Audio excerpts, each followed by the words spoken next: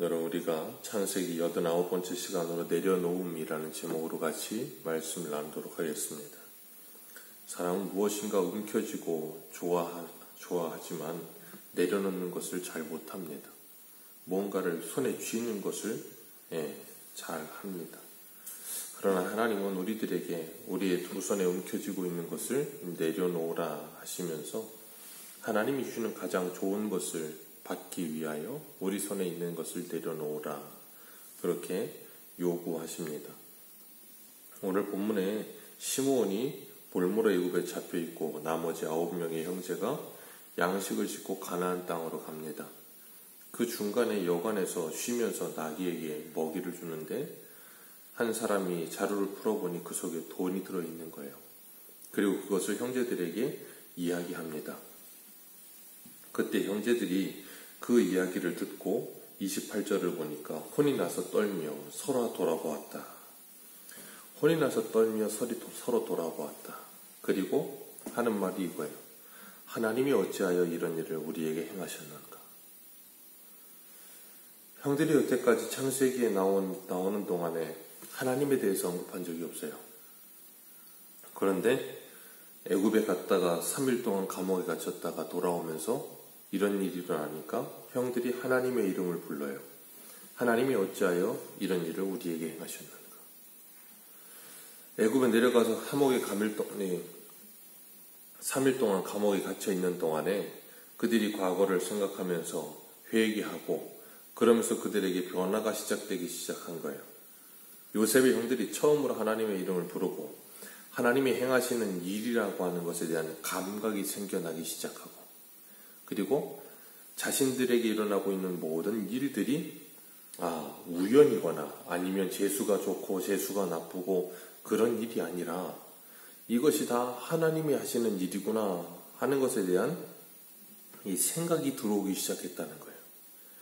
이것이 분명 하나님에 대한 원망일 수도 있고 아니면 하나님이 왜 이런 일을 행하셨는가 하면서 질문하는 것일 수도 있어요. 그런데 중요한 건 뭐냐면 이 형제들이 하나님에 대하여서 생각하고 하나님을 부르기 시작하면서 자신들에게 찾아오는 문제를 하나님과 결부시키기 시작했다는 게 굉장히 고무적이라는 거예요. 그 전까지는 그런 생각을 하지 못했어요. 그런데 이제는 그런 생각을 하기 시작했다는 겁니다. 이게 바로 영적으로 깨어나기 시작한다는 거죠. 성도들도 마찬가지입니다. 그리스도인들이 교회를 다니기 시작하고 그리고 교회를 다니면서 하나님의 말씀을 들으면서 그들에게 신앙이 들어가기 시작할 때 일어나는 일이 뭐냐? 바로 이런 거예요. 하나님에 대한 인식이 깨어지기 시작하는 겁니다. 그래서 가정에서도 직장에서도 아니면 모든 생활 속에서 그들에게 일어나고 있는 모든 일들이 그냥 일어나는 일이 아니라 하나님의 섭리와 계획 속에 있다는 것에 대한 인식이 바뀌기 시작하는 겁니다. 그리고 그들이 하나님에 대해서 생각하기 시작하고 그냥 지나가는 것이 아니라 하나님께서 이 일을 나에게 왜 허락하셨을까를 생각하는 거예요. 그렇기 때문에 우리에게 찾아오는 모든 문제, 상황, 그리고 사람과의 관계 속에서 그냥 어떤 문제가 하나 내게 일어났을 때 하나님 이 문제를 없애주십시오. 이 문제를 해결해 주십시오. 기도가 거기에서 끝나는 게 아니라 하나님이 이 문제를 왜 주셨을까? 하나님이 이 문제를 통해서 나에게 뭘 깨닫게 하고 계실까? 그런 것들에 대해서 생각하고 기도할 수 있고 그리고 하나님께 물을 수 있다는 게 복이라는 걸 기억하시길 축복합니다. 하나님께 묻는 거예요. 왜 이렇게 하셨을까? 그렇게 될 때 우리는 점점점 하나님과 가까워지게 될 것이고 점점 우리의 삶을 말씀으로 해석하기 시작할 겁니다. 요셉의 형들은 가나안 땅에 도착해서 자기 아버지 야곱에게 애굽에서 있었던 모든 자초지경을 자세히 설명합니다. 그러면서 아버지에게 하나부터 열까지 쭉 이야기를 하는데 그 이야기하는 내용이 조금 이상해요. 애굽에서 시므온이 볼모로 잡혀있는 상태고 돌아와서 그 상황을 아버지에게 이야기를 해야 되긴 하겠는데 시므온 잡혀있다고 이야기하면 아버지는 분명히 아버지는 엄청난 화를 내게 될 것이고 그러니까 그 일로 인해서 변명을 하면서 30절 한번 읽겠습니다.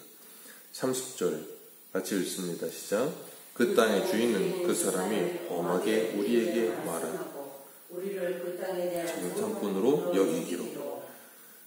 우리가 그냥 말한 거 아니고 우리를 정탐꾼으로 여겼기 때문에 우리가 한 아버지의 아들로 12인데 하나는 없어지고 하나는 가나안 땅에 아버지와 함께 막내가 있고 그리고 우리 10명이 왔다 이렇게 설명을 했다는 거예요. 그리고서는 34절에 이렇게 말합니다. 너희 막내 아우가 내게로 내리고 데려오라. 그러면 너희가 정탐꾼이 아니요 확실한 자들임을 내가 알게 될 것이다. 그러니 막내를 데려와라 그랬다는 거예요. 그러면서 뭐라 그러냐면 요셉이 하지도 않았던 말을 합니다. 너희가 이 나라에서 무역하리라 하더이다. 막내만 데려오면 애굽에 잡혀있는 시므온도 다시 돌려보내주고 돌려보내는 것은 끝나는 것이 아니라 여기서 자유롭게 무역할 수 있게도 해준다고 했다. 없는 말을 붙여요. 왜요? 분명히 아버지가 화낼 걸 아니까. 그렇기 때문에 요셉의 형들이 어떻게 하면 아버지의 기분을 조금이라도 누그뜨리고 이 일을 다 해결해 볼까 하고 생각을 했는 게 이거였어요. 근데 야곱이 그 말을 듣고 나서 각자 양식 자루를 풀었더니 거기에 뭐가 있어요? 다 돈뭉치가 들어있는 거예요. 그리고 35절에 보니까 그들과 그들의 아버지도 돈뭉치를 보고 다 두려워하더라.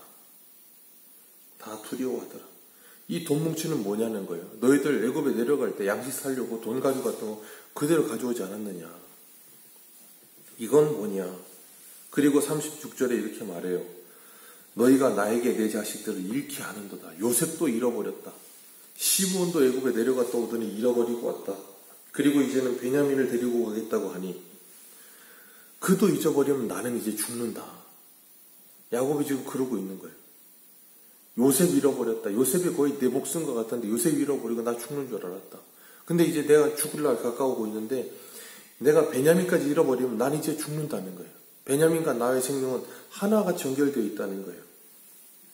그렇기 때문에 절대로 너희와 함께 내 아들을 내려보내지 않겠다.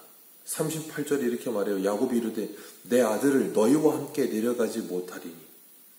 아니 지금 말하고 있는 9명의 아들들도 야곱의 아들입니다.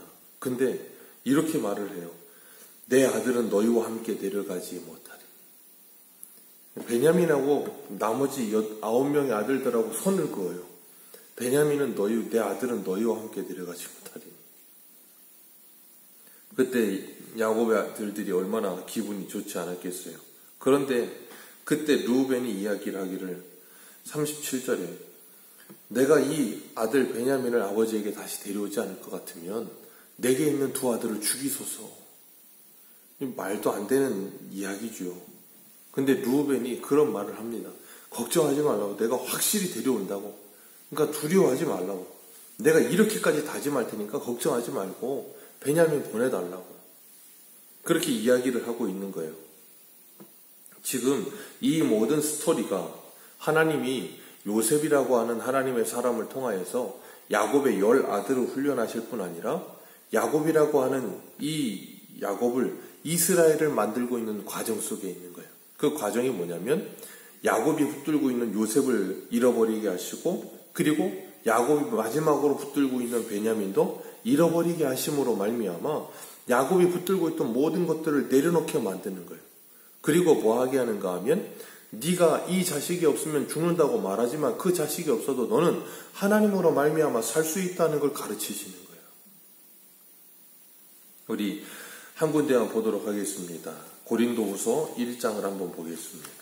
고린도후서 1장입니다.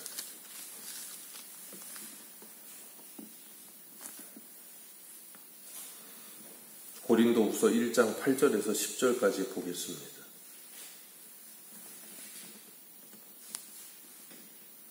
고린도후서 1장 8절에서 10절입니다. 같이 한번 읽겠습니다. 시작. 형제들아, 우리가 아시아에서 당한 환난을 너희가 모르기를 원하지 아니하노니 힘에 겹도록 심한 고난을 당하여 살 소망까지 끊어지고 우리는 우리 자신이 사형 선고를 받은 줄 알았으니 이는 우리로 자기를 의지하지 말고 오직 죽은 자를 다시 살리시는 하나님만 의지하게 하심이라. 그가 이같이 큰 사망에서 우리를 건지셨고 또 건지실 것이며 이후에도 건지시기를 그에게 바라노라. 아멘. 하나님께서 바울에게 이런 일을 경험하게 하신 것은 자신을 의지하지 말고 죽은 자를 다시 살리시는 하나님만 의지하게 하려 하십니다. 하나님께서 지금 이 모든 일을 통하여 야곱에게 이 모든 일을 허락하심은 다른 무엇을 의지하지 말고 하나님만을 의지하게 하려는 하나님의 의도예요. 하나님께서 창세기 28장에서 바단 아람에 올라가고 있는 야곱을 부르시고 베델에서 말씀하셨어요. 루스에서 내가 너와 함께하며 네가 어디로 가든지 너를 다시 이곳으로 인도하고 내가 너에게 말하고 계획한 모든 것이 이루어지기 전에는 너를 떠나지 아니하리라. 그 말씀이 지금까지도 이어지고 있는 거예요. 그래서 야곱 때 이스라엘 되게 만드시는 하나님께서 이 모든 일을 지금 진행하고 계시는 겁니다. 그래서 우리 창세기 어디냐면 37장을 한번 보겠습니다. 창세기 37장 2절입니다. 창세기 37장 2절 같이 읽겠습니다. 시작. 야곱의 족보는 이러하니라. 요셉이 17세의 소년으로서 그의 형들과 함께 양을 칠 때에 그의 아버지의 아내들 비라와 실바의 아들들과 더불어 함께 있었더니 그가 그들의 잘못을 아버지에게 말하였더라. 아멘. 야곱의 족보는 이러하니라. 야곱의 일생은 이러하니라. 그러면서 아들들의 이야기가 나와요. 야곱의 족보를 이야기하면서 아들들의 이야기가 쭉 나옵니다. 그리고 야곱의 이야기는 나오지 않아요. 그러나 하나님은 이 모든 아들들의 이야기를 통하여 지금 누구를 다듬고 계신다고요? 아들들과 요셉뿐 아니라 야곱을 다듬고 계시는 거예요. 그 야곱이 끝까지 놓지 못했던 그것과 같이 오늘 우리들도 이런 야곱과 같은 모습으로 살아가요. 내가 죽어도 이건 포기하지 못한다. 내가 죽어도 이거는 내려놓지 못한다. 그런 것들이 분명히 있어요. 어떤 사람에게는 돈일 수 있어요. 우리가 어제 저녁에도 누가복음에 봤던 것처럼 그 부자 청년은 내가 죽어도 돈 놓지 못한다. 어떤 사람은 내가 죽어도 내 자존심은 놓지 못한다. 내가 죽어도 내 명예는 놓지 못한다. 내가 죽어도 내 사업은 놓지 못한다. 내가 죽어도 내 자식은 놓지 못한다. 내가 죽어도 그러면서 죽어도 놓지 못할 그 한 가지. 분명히 누구인가에나 다 있습니다. 그런데 하나님은 사도 바울에게 살 소망이 끊어지고 사형 선고를 받은 것 같은 상황을 통해서 그 모든 것을 내려놓게 하시듯 야곱으로 하여금 자신이 붙들고 있던 요셉도 베냐민도 다 내려놓게 하시는 거예요. 내려놓음으로 그들을 잃게 하시는 거예요. 그런데 그들을 내려놓고 잃게 하심으로 말미암아 뭐 하시냐면 그들을 다시 얻게 하셨어요. 야곱과 베냐민을 다시 얻습니다. 영원히 잃어버리는 게 아니에요. 야곱은 지금 베냐민도 요셉도 잊어버렸고 시몬도 잃어버렸다고 생각해요. 근데 이미 애굽에 살아있어요. 그리고 그들을 다시 얻게끔 만드시기 위해서 내려놓게 하시는 거예요. 그런 것처럼 오늘 우리들도 우리가 끝까지 내려놓지 못하는 것들 그걸 주님께서 내려놓게 하시는 겁니다. 그리고 뭐하게 하는가 하면 예수의 생명 안에서 그 모든 것을 다시 얻게 하시고 그 안에서 자유를 누리게끔 만드시는 거예요. 내려놓으면 죽을 것 같은 그것을 내려놓을 때 모두가 사는 일이 일어나는 거예요. 야곱이 죽어도 베냐민은 그런데 나중에는 음식 다 떨어지고 나니까 어쩔 수가 없게 돼요. 그리고 내려놓으니까 나머지 가족들도 다 살아요. 하나님은 하나님의 아들을 온 세상을 위해 내려놓으셨어요. 그리고 우리를 살려주셨습니다. 하나님과 예수님의 내려놓음과 희생을 통하여 우리가 살았어요. 야곱의 내려놓음으로 모든 가족이 살 길이 열립니다. 오늘 우리들도 내가 이것만큼 포기 못해, 이거는 내려놓을 수 없어 라고 말하는 것들, 이것 없으면 나는 죽어라고 말하는 것들, 그런 것들을 내려놓을 때 내가 살고 내 가정이 살고 내 공동체가 사는 일이 일어나기 시작해요. 우리의 욕망, 자존심, 자아, 우리의 옛사람, 그런 것들이 우리를 얽어매고 있는 것들, 그런 것들을 내려놓는 거예요. 그럴 때 우리가 내려놓음으로 나의 보호보다 더 안전한 주님의 보호를 경험하게 되고 주님과 동행하는 일이 시작되는 거예요. 하나님은 오늘도 우리가 목숨처럼 하나님보다도 더 의지하며 붙들고 있던 것들을 내려놓으라 하십니다. 그 하나님의 말씀 앞에 우리가 어떻게 반응하고 어떻게 우리의 이 붙들지 않아야 할 것을 붙들고 있던 것들을 내려놓을 수 있을까? 오늘 하루도 이 하루를 시작하면서 내가 하나님 앞에 내려놓아야 될 것은 무엇일까? 고민하고 기도하며 이 하루를 시작하는 복된 하루 되시기를 주님의 이름으로 축복합니다. 기도하겠습니다.